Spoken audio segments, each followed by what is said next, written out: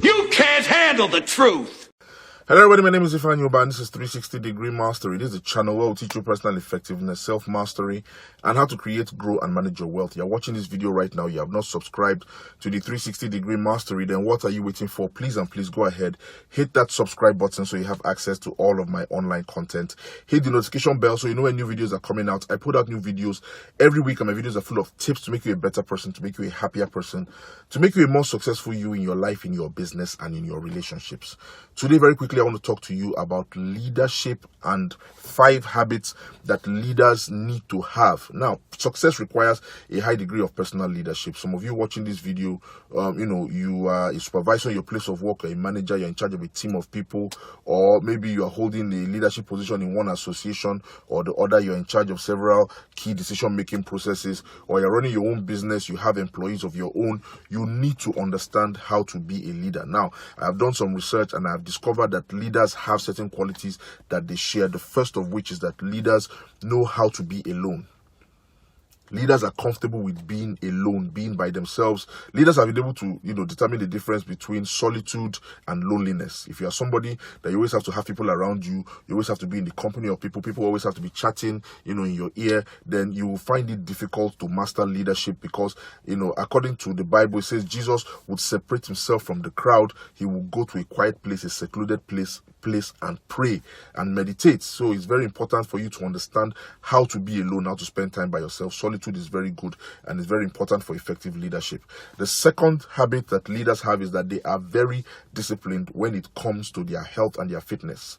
Leaders are incredibly disciplined. It doesn't matter what field they are in. I've noticed that leaders, they take their health very seriously. They take their nutrition very seriously. They take their physical and mental health very seriously. So if you're going to lead effectively, then you have to be incredibly disciplined when it comes to your health, when it comes to your fitness, when it comes to your diet and your nutrition. The third habit or quality that leaders have is that they have rivals who challenge them.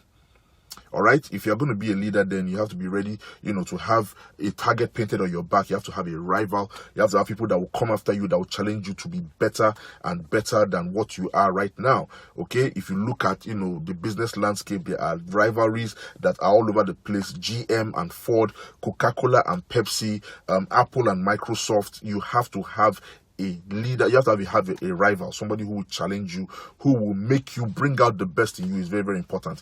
If you don't have a rival, then go out and look for a rival. Rivals make for good leaders. Rivals make for successful people. That is the third habit of leaders. Leaders have rivals who challenge them. The fourth thing about leaders is that they are always studying. They have a study culture. I've said this thing so many times. You need to have a study culture. You need to have a reading culture. You need to read books. You need to learn from people who have gone ahead of you, people who have mastered what you are trying to master, people who have led in fields that you are trying to lead in. You need to read books. All right. Every week, when I talk about reading, I recommend a book, something that you can read. For example, you can try reading Good to Great by Jim Collins. Jim Collins talked about level 5 leadership and what it takes to be a level 5 leader.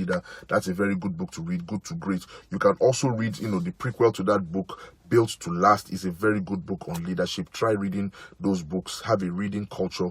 Readers are leaders. I say that to my classes, and it's something that I live by. The fifth quality or the fifth habit of leaders is that they rise early. Leaders rise early.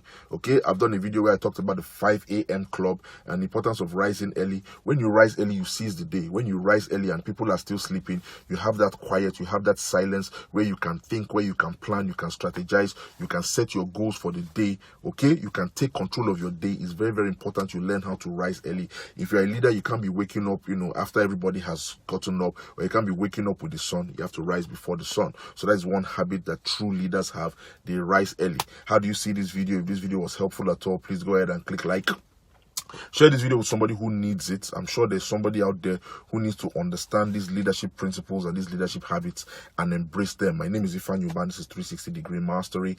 I'm wishing you a prosperous week ahead. Please and please, these books that I mentioned, earlier, you need to try and get these books.